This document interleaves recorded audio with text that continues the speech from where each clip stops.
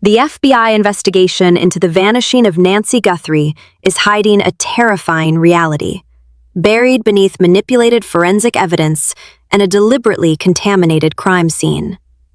On January 31st, 2026, 84-year-old Nancy Guthrie vanished into the dark Tucson desert, leaving behind a digital footprint that exposes a massive institutional cover-up.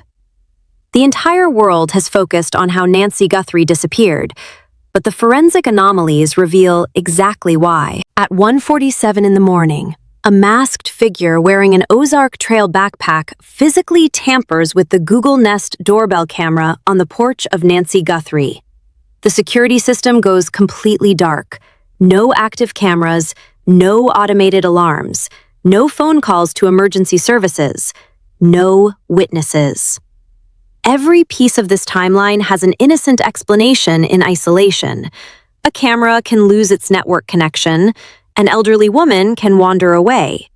But when accepting the innocent explanation requires you to ignore the entire sequence of events, it stops being the most likely answer. The absence of a digital footprint is not a system failure. The absence of a digital footprint is a highly calculated operational window. At 2:28 in the morning, the medical pacemaker unit implanted inside Nancy Guthrie misses its scheduled automated transmission.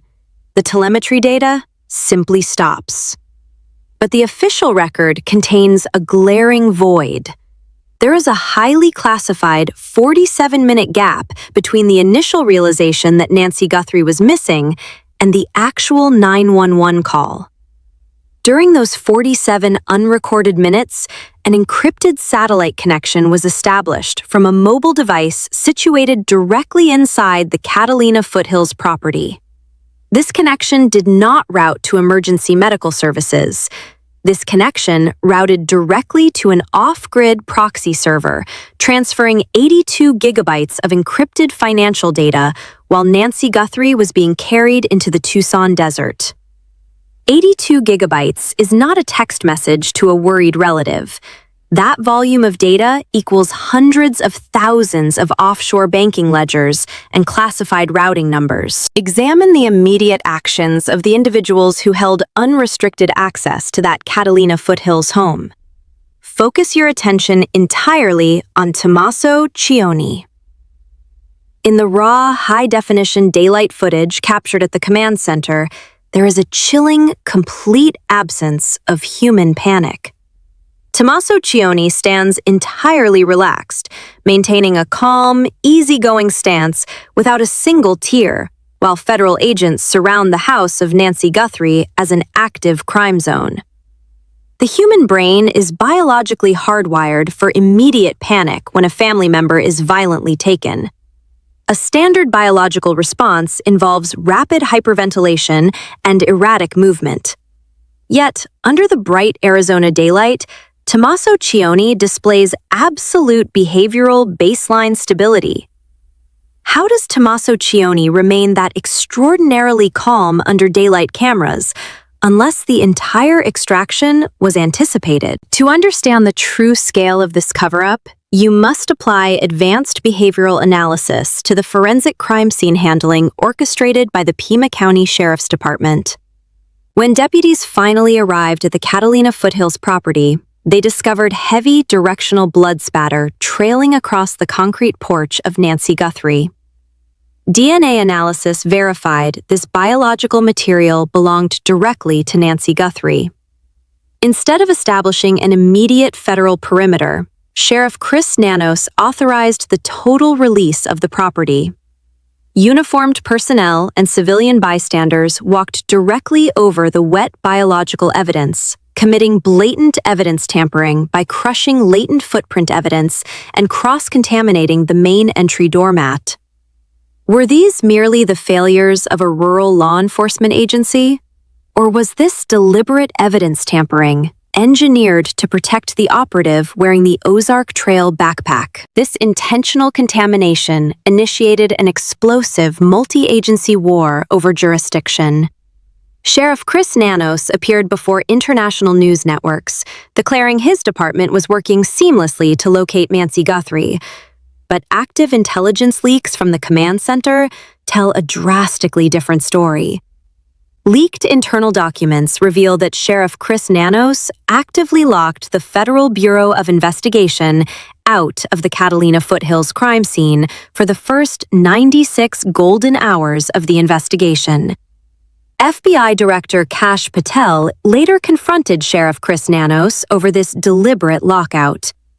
While local deputies staged massive public search grids in the Tucson desert, federal cyber teams were denied direct access to the digital routers inside the home of Nancy Guthrie.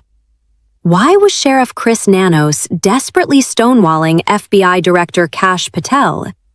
What specific evidence inside that residence was Sheriff Chris Nanos hiding from federal agents? The true nightmare resides within the Google Nest cloud architecture. Forensic data extracted from back-end servers reveals a sophisticated digital crime. The video footage showing the masked figure at 1:47 in the morning was remotely deleted from the local network.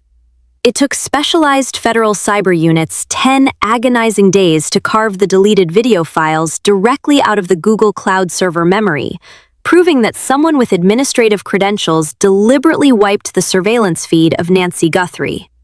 This was a technologically sophisticated wipeout, executed by an entity with direct network access. And as this digital evidence slowly leaked to the public, a series of bizarre communications suddenly surfaced to hijack the narrative. A $4 million cryptocurrency ransom demand arrived, citing hyper-specific details of the Catalina Foothills home. Forensic psychologist Dr. Chris Mohandi analyzed the syntax and uncovered a massive anomaly. Dr. Chris Mohandi identified that the author used precise military-grade terminology alongside erratic syntax shifts, proving the notes were crafted by a psychological warfare strategist rather than a local kidnapping ring.